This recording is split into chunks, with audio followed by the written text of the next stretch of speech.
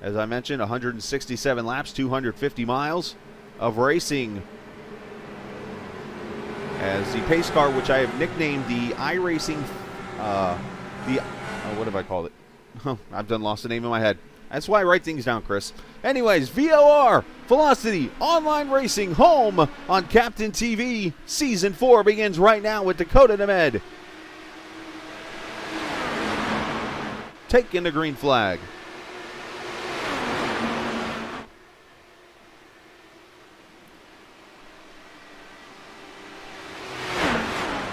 And caution is out on lap 1 here. Is Julian Altena in this? Oh, Julian, the fastest car in practice, destroyed on lap 1. Oscar Fredrickson involved also. He is on pit road. Christian Jasper on pit road. Look at these destroyed cars. A big wreck. This is Julian right here. And Julian checks, or that's Oscar Fredrickson, I'm sorry, checks up big time. I don't know if he missed his shift, but gets clobbered by the 40 of Michael Poole. I see the 67 of Jasper gets a piece up into the wall. They go. And Julian, Julian gets big net code. There's the wreck. Julian's okay here. That was net code. Major net code. Oh.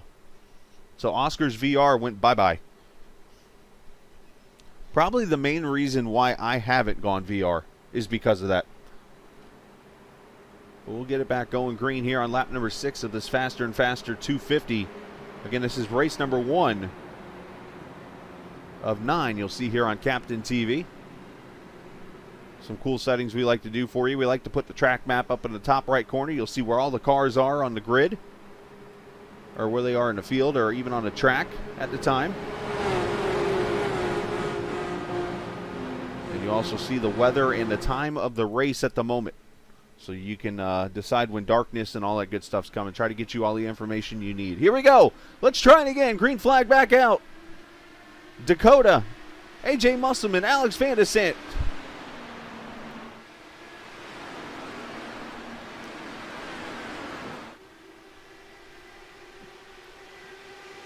See cars going back there, spreading out 2, 3, 4 wide, all scattering. And here comes AJ to the bottom. That draft coming into play. And AJ Musselman going to take the lead off 4. Nope, that Highline's going to get the run, and Dakota's going to come back.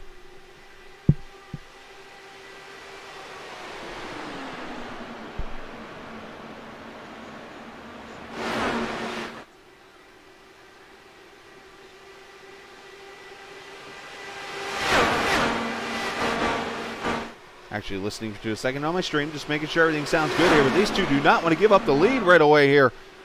And this is what's great about Homestead. The shortest way around is the bottom, but the more banking and the more speed to carry off the top. So you're going to see side-by-side racing like this. Alex Van de Sant probably in the back saying, dude, can we figure this out, please? Someone, please.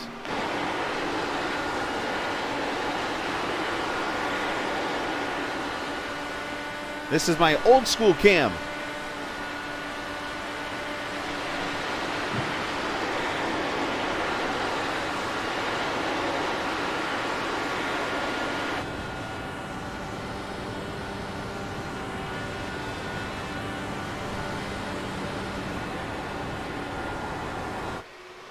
So Musselman going to take the lead finally from Dakota. And Alex Van de Sant going to now fight for the second position up here. Matt Houston about a second back and forth. We got a whole big old dog fight back there as these guys settle it out for a second. Let's jump back here. Lewis Woodall, the 10th position, trying to go past Antonio Estrada. I tried to roll the R's and failed.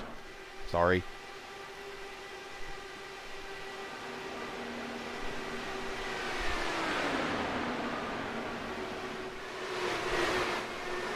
Oop, a little bit of warp, not warp smoke, but lag smoke they call that. Basically when a car blinks on track, that's kind of situation you get out of that. But man, a lot of these cars running their fastest laps, a few laps into this run as these tires start to get maximum grip before they'll start to fall off. The cool thing about these cars is they do have tools to use in the car. You'll hear us talk about anti-roll bars and weight jacker in these cars. You can adjust those couple of things in the car, and it'll actually help loosen or oversteer the car more and create an understeer situation too if your car has too much over. You got to be careful though, because you're going to watch out for the old snap loose. Michael Schoonert made an unscheduled pit stop. He is coming back out 3 laps down right now in the 24th position. 15 laps complete, and the 91 car was stopped on the back straightaway. Tony Paddy had issues, was able to get off track before the caution comes out. But issues for Tony Paddy and a destroyed left front. Let's see what happened to him. Let me guess, the seam? Oh yes, there's your snap oversteer, and oh, that's a hard lick. Now the seams here are tricky, and that could have easily put a role in this deal too. A little bit of seam, a little bit of oversteer, all creating that wreck, and Tony Paddy into the inside wall hard. And unfortunately, my bad jokes are going to come out here, but he flattened that front end like a patty. The battle is on for second. Dakota DeMay and Alex Van de Sant. They continue this fight. As you see the sun starting to set over the turn 4 front stretch area there. That sun actually going to play a little bit of a role on these drivers, I believe.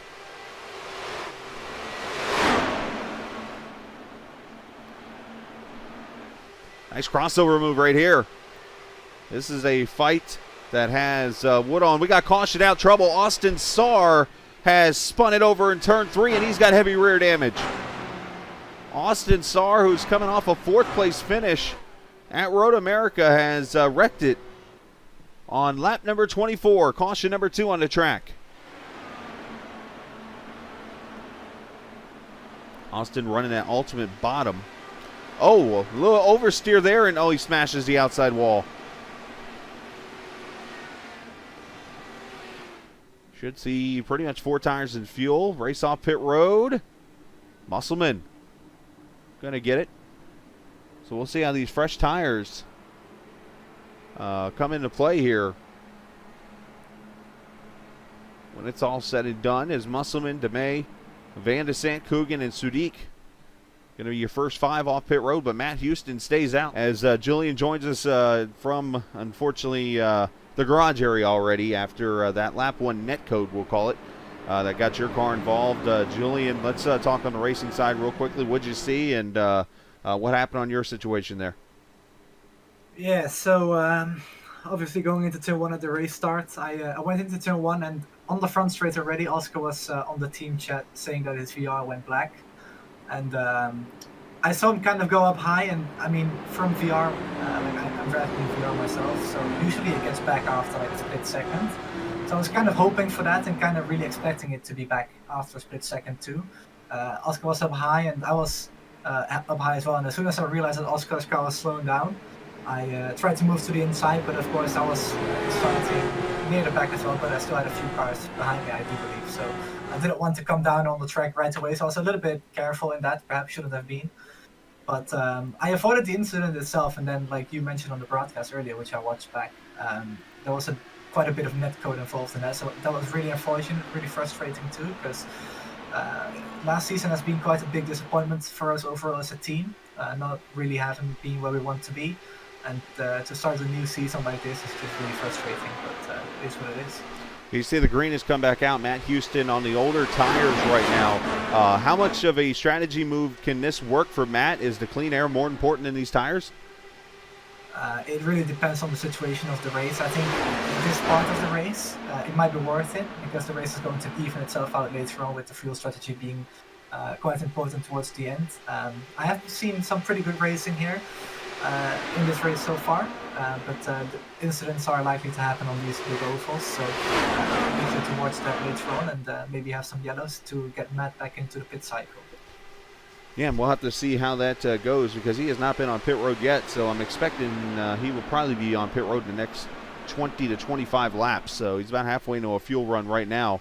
As you see Musselman kind of getting freight trained a little bit here. Shane Coogan around the outside. Van de Sant's going to come to his inside here and try to make a move with that momentum. But Julian, let's talk a little bit about the schedule and the season coming up. Your 4th season in action here at VOR. A lot of great tracks on the schedule, including a driver-friendly Michigan Speedway next week. It depends what you consider driver friendly. There is a nasty little seam on the front stretch. But other than that, it is indeed a pretty driver friendly oval. It's a big oval as well. The first round is the Triple Crown, the unofficial Triple Crown, I have to add. There's not anything special to it other than the races are 300 miles in length. But yeah, it's a big oval. You might even see some pack racing there for the first couple of laps, but that is next week on the 3rd of April.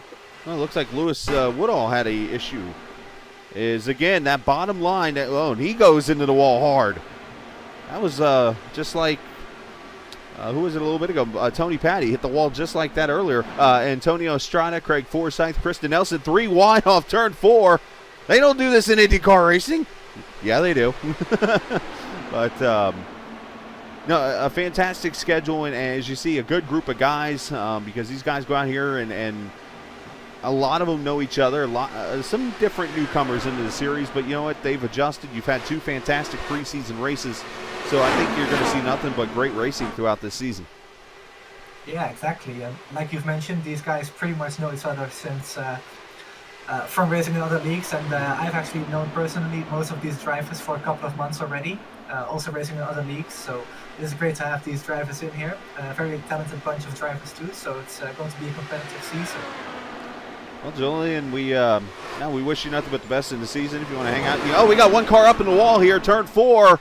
Joe Harleman, and comes down the track right in front of the other cars. Oh, that was, I think the banking made him come down the track, but Joel brings out the 3rd caution of the race, and he has lost both of his front tires on this car. But it looks like a single car accident in turn number 3 and 4. Brings out the 3rd caution. I was about to say, if you want to hang out, you can hang out. If you want to go do something else, you can go do something else, but the room's obviously more than open. But let's see here. Turn 1 and 2, again down there on the bottom. And brings it kind of shallow off the corner. Got a car there behind him down the straightaway, goes into turn 3. Oh, and tries to bring her down to the bottom of the track, and the car was there.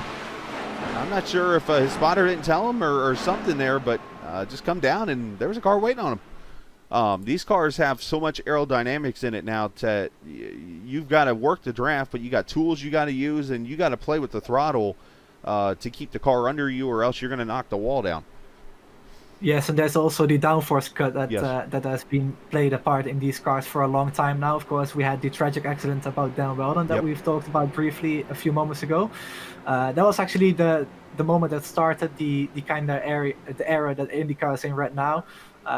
It kind of all took all the ovals off the schedule. Of course, we had a lot of 1.5 mile ovals back then in 2010-11, the IRO 5 era, and then we got the DW12, and there were actually some pretty major downforce cuts for the Texas race, as we are getting ready to go back to green flag racing here. So pack racing is not really as common anymore. We've seen it a few times, mainly at Texas as well. 1.5 mile high bank track, but really with the new aero kit dropping a lot of downforce levels again from the original DW12 chassis. So the oval racing right now, it is not pack racing, but it is still really good racing. You can see Van Sam and Shane Coogan going wheel to wheel. Yep, Alex going to the inside. You mentioned that oval racing has changed a lot, and the DW12 was named after Dan Weldon. And then the only race that mainly comes to my head when I think of the pack racing was the race a couple seasons ago at Auto Club. That was the race where, I forget who it is, went flying on the final lap onto his top. Ryan Briscoe. And, Briscoe, yes, and Will Power was on a rant after the race like, this is going to kill somebody. Yeah, pretty much that's the one race that comes to my mind is Shane Coogan goes to the front. The 29 looking pretty good here this evening.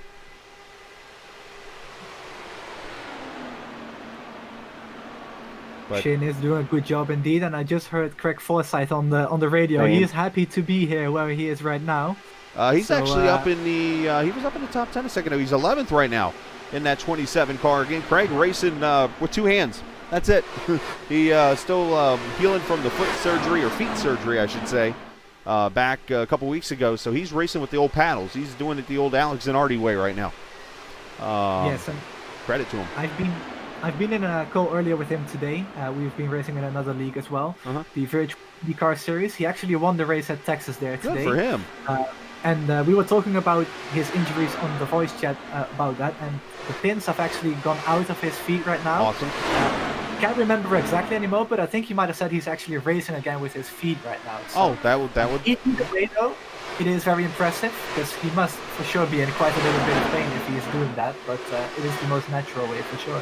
Well, especially if you haven't rehabbed the feet much, which I'm sure he's done some kind of rehabilitation. But let's face it, pushing a pedal down against a board or whatever he's got it up against, I don't know if that's. I guess it could be some kind of rehab to a point. Tyler Coogan, the brother of Shane, to the inside of Cohen Evans in this 59 car. Tyler's going to the front here. So this race first team looking pretty solid here early in this race. Tyler started all the way back in 26th in this race. As we watch the battle for second, Dakota Nemeth and Alex Van de Sant. Second place battle on. I'm watching Tyler Coogan back here in the 5th position. But Julian is up here tonight because unfortunately on lap 1, his night ended. A disappointing night for somebody who not only was fastest Thursday night in practice, you were fastest tonight in the warm-up. You guys definitely showed the speed. Yeah, it is what it is, though. Bad luck is part of the game, so it happens. Next week, Michigan. So, just looking at Gavin Sanders right now in P7, he's in the mix for a fight for position as well. Actually, he's just behind a battle between Isaac Cohen and Tyler, who are quite close together. Wow, look at the as we're riding the old school cam, as I like to call it. Look at the shield on his helmet. I don't know if that is actual debris or if that's just a glare or something. You can kind of see like what looks like bubbles or something or marks on his I just like first thing I noticed on that camera. Yeah, I believe those are time marbles from the tire wear, of course. That is awesome, considering there's also a screen protecting his helmet. So I don't know how real that would be, but yeah, it might have dropped down. Who knows? So these seams out here, were you feeling anything in the car? You could feel them if you ran right on them throughout the corner, but if you just went over them to adjust your line, Russell makes a move on, I believe, Isaac Morris here. You can feel it if you drive on them throughout the entire corner, but if you just change your line from the outside to the inside, of, for example, to kind of arc the corner, you don't really feel it that much. It is quite different at tracks like Michigan, though.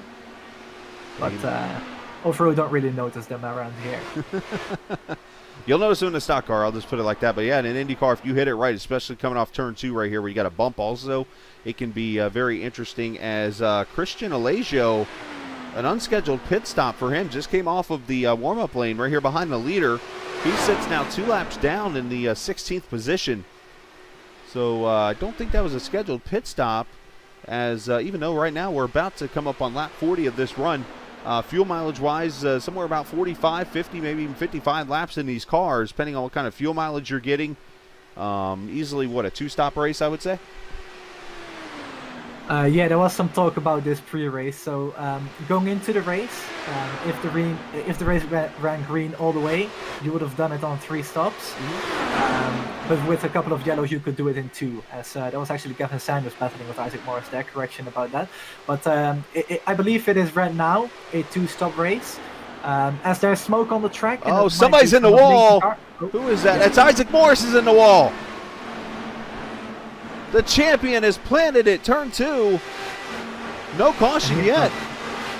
He's done. Yeah, that car is going to get the old too much damage. We're done as caution now comes out. Isaac Morris. Yeah, that was probably the case. That was actually what happened to me as back well. end comes around right there, and he overcorrects it and plants it.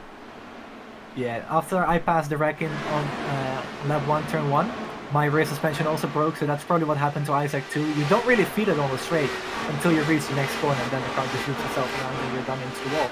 Yeah, which is interesting because I actually ran an IndyCar test at Sebring earlier this week, and I had very slight contact with a car, and it actually had broken my right rear tire. I had no clue. I looked in the mirror, I couldn't see the tire, everything was fine. All of a sudden I go into the next corner and it spins right out, and I'm like, what just happened? And they told me, oh yeah, your right rear tire's gone. Oh. Yeah, very easy to not really notice that when you're like concentrating onto the next corner, trying to hit the apex, and like you said, it's a surprise when the rear end is just not there and it just spins. Right. All right, so Cohen's going to come off pit road as Cohen, Sudik, Forsyth, Krista Nelson, who started tail end Charlie, or Charlene, I guess we would say in this case. back in 27th. She's going to come off pit road. Gary Godso, Anthony Concha. These guys decide to stay out. What are we looking at here? So if we go 50 laps, you're looking at lap 75 for these cars, and then another 50 to get to 125. Is that what we're looking at? Maybe 50 laps to make this that two-stop race you're talking about? Or is this one of those deals where these guys are going to try to run this out as far as they can go? Yeah, ideally on 1.5 mile tracks, you want to go as long as possible, even on the 2 mile tracks like Michigan. But if you pit right now and you pit one more time, you're basically going to lose 2 laps just going through the pit cycle. So these drivers will be trying to save as much as they can to at least maybe make a short pit stop, which I don't expect them to, but they might want to try to do that. You can go about 45 to 50 laps, yes. So it's going to be interesting to see what these drivers are going to do. But I think the drivers that have pitted more recently are in prime position to take advantage of these yellows, because they're going to be moving to the front with all the pit cycles happening. One car jumping to the bottom there, not to hit Forsyth. And here comes Van de Sant to the bottom. And he will make the pass on the lap car of Christian Allegio. In this series, in IndyCar racing, there is no such thing as a, or at least in this series, I should say, as a lucky dog or anything like that. So they start where they start in the field. The one thing I do want to ask you in this series, is there a certain lap where those cars would go to the back, or is it like that the whole time? Yeah, I believe it is with 10 to go. If there's 10 to another go. yellow, Okay. they get sent to the back. Yes. I knew some are different. Racing, So, okay. What's that? Matt Houston is racing for P5 right now. Gavin Sanders just passed him for P4. So this is a battle to watch, as there's also 2 cars battling for P2. Alex Van der Sant and Dakota DeMad, so they're going after 2. Yeah, Gavin and Matt, these 2 pitted back at lap 45. So they're on that they're on the middle strategy, we'll call it now, because we have the early strategy, which are the cars that pitted lap 26. We have a middle strategy, the 45ers, which there you see Gavin going by Dakota for 3rd. Those tires are coming into play now. And then back here, Cohen Evans on down, pitted at lap 64. They're going to be probably on a fuel strategy move, where they're probably going to be riding around fuel mixture 4 or 5, somewhere in that range, just trying to save fuel in the draft. Yeah, it is quite easy to save some fuel. Of course, there's also the air push, so you're by nature just going to save a little bit of extra fuel compared to the race leaders. So that's going to help you, but it won't get you much further. You will have to save on your own as well. Do you also maybe stay into a top gear when that happens instead of shifting down to keep the RPM up? Yes, 6 gear to save fuel. There you go. Trying to educate the viewers and myself at the same time. But Alex right here in second. Gavin Sanders last time by about 0.2 faster than Coogan, 26.18. Running about a second or so off of qualifying pace in this field. And that's even with this track cooling down. 80 degrees right now on the surface, 77 ambient. How about back here, Sudik in the Taco Bell Liv Moss car, we'll call it, trying to get past Forsyth. In front of him, Samuel Lampret.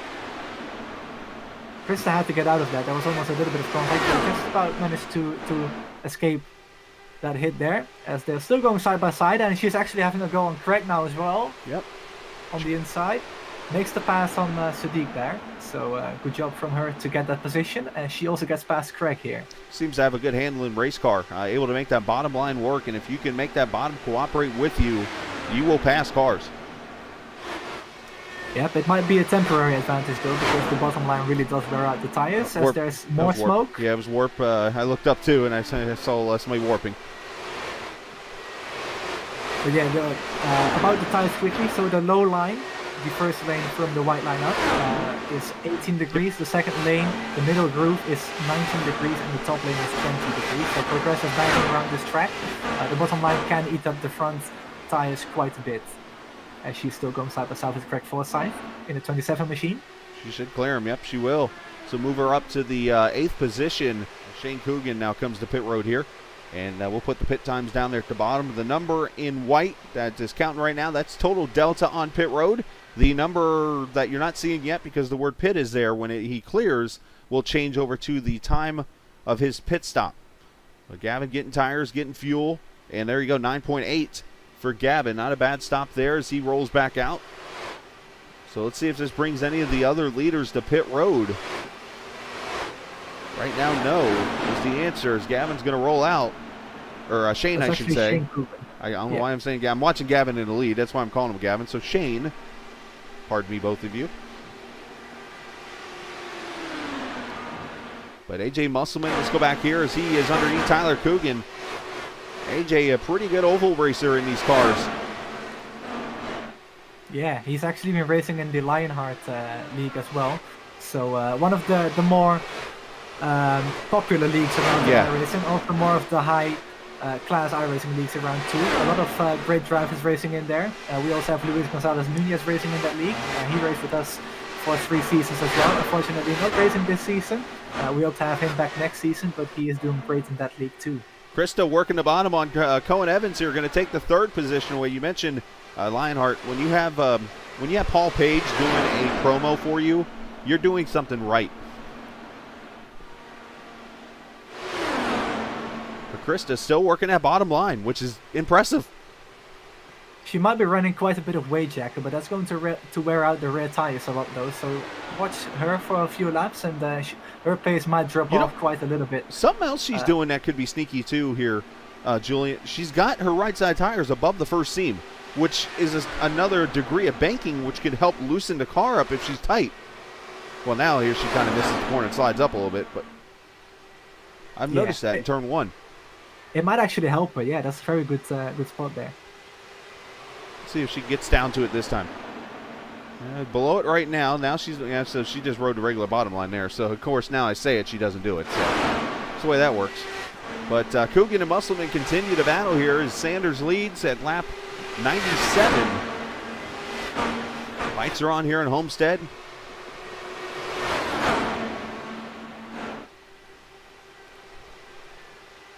All right, so Musselman makes the pass on Tyler Coogan. And the lap car of Alex Van de Sant, who is hoping we have more green flag pit stops here. Working his way here through the field. And I think the best bet for a lot of these cars right now is for this thing to stay green. There you go, Sanders 10.1 on his stop. And the reason why you're seeing a little bit longer stops here, because these guys got to put more fuel in the car.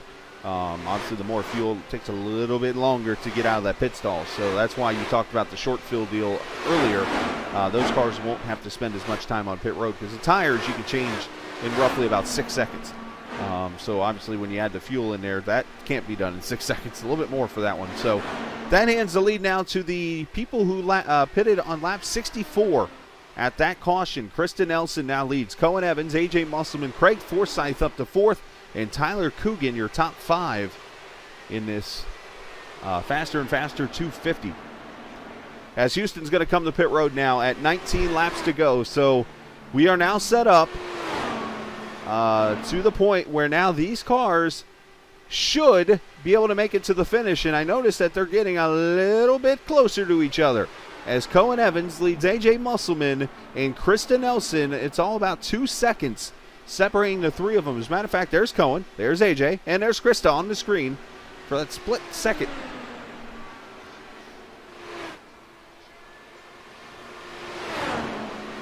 I do believe the entire top 5 can go to the end now. And actually, looking at the positions gained so far, Cohen Evans has gained 6. Musselman has gained nothing and lost nothing, so he is still in P2 where he started. Krista Nelson gaining 24 positions from the start of the race. Craig Forsyth gaining 19. Gary Gotso gaining 20 by driving to survive, as his strategy is called. Pretty much. 5 position gained for Shane Coogan, and 7 positions gained for Gavin Sanders, and for Anthony Conchep 12 positions gained. And I do believe the entire top 8 is good to go now. Which, by the way, teammates battling here. This is actually the first cars a lap down. The 11th position, Matt Houston gets by Dakota DeMay. And Matt with 20 lap newer tires. So I'm sure the handling on Dakota's car is playing a role right now. Cohen Evans, I remember, signed up probably a week ago for the league. I mean, it was recently he jumped in for this season, and here he is now 8 laps away from winning this race here at Homestead, and it would be his first career win according to the numbers here next to me. He would become the 12th winner, I think it is. I'm looking at 1, 2, 3, 4, 5, 6, 7, 8, 9, 10. Yep, 12th winner in this series history. And by the way, shout out to you, Julian, for you and Robert putting this league together and allowing me to be a part of it. Awesome. The Twitter stuff you guys do, social media, great job on that. I know you're always on there tweeting and stuff for the league, and whoever really does. I don't know if it's actually you or not, but shout out to you guys for doing a great job on that, and keep that up. You can give them a follow. What is it, VOR Racing on Twitter? At Velocity OR. Okay, there you go. Yes. Velocity OR. So. Social media manager. I like the name of that. But anyway, going back to the race, we have 2 laps to go. Cohen Evans is really saving a lot of fuel, but I'm quite confident that he's going to make it to the end. So he's going to cross the line right now for the white flag for the faster and faster 250. 1 lap to go. Yep, final lap. Here he is. Cohen Evans going to cross the line.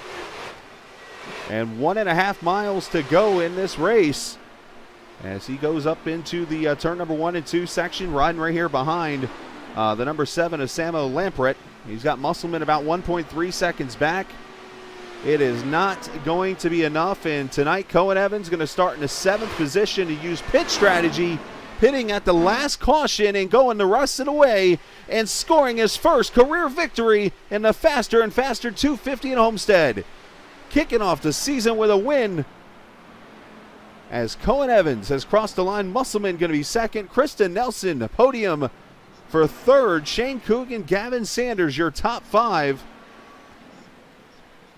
And Cohen going to be pretty excited to get that win. As I mentioned a few minutes ago, he was one of the late bloomers to sign up for the league. And I'm sure if Jim Herrick's watching right now, he's going to be smiling seeing that sponsorship on the car, the LMC gear. Give it some exposure. Honda, absolutely. Great website, great guy there, Jim is.